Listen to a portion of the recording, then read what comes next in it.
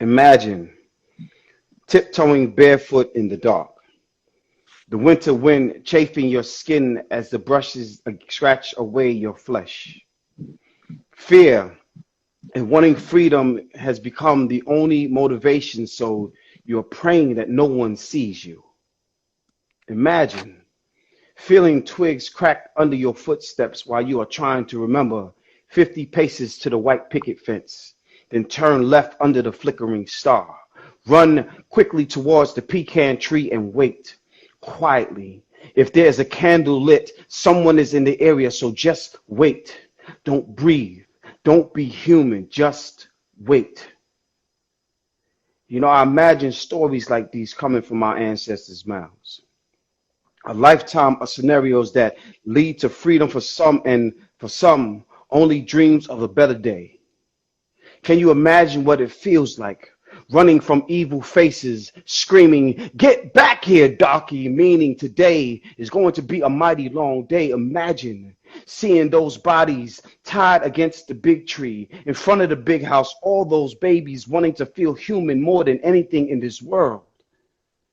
So when they say, "Let's make America great again," what does that mean to the Negroes? Does that phrase help America forget about the Negroes, those who carry her celebration like backpacks? Perhaps she can't see past the bruises and the European last names that match our complexion. Oh, beautiful. Your spacious skies are crying out for justice. I see the clouds cringe to the rhythm of an anthem that speaks of fighting for freedom, but she's not willing to release her captives. Instead, she finds us begging for everything, unable to claim the bodies that America only claims during election time. And still today, they frown at everything that says black folks, everything except our money. And still today, they use us as doormats, bring us to grieving at graveyards too prematurely. And still today, we bounce to their permission. We look for their approval. We dance and sing for acceptance, even at the expense of our own manhood. And still today, our solidarity has no value with them.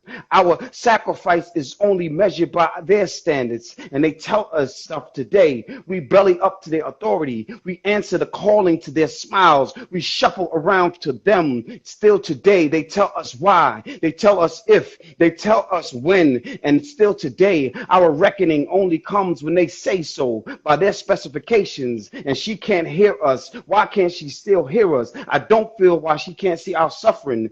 We won't speak about reparations. Still today, they cram 400 plus years of suffering into a 28-day month. They tell us they didn't know we built this shit. Like we wasn't the ones who built this shit. Like bloody hands, prick fingers, back-breaking labor didn't make you a home. Did you forget how we got here? Rough waters in the bottom of slave ships. It was my folks who died here. It was their voices that straddled these hurricanes, the ones that you cannot find shelter from. It was my folks who built this land, my folks who made this trip. It was my folks who built this shit. It was my folks who will always remember today being Juneteenth, our celebration. It was my folks who ran this shit. It was my folks who built this shit. It's Juneteenth today up in this bitch. So happy Juneteenth, America.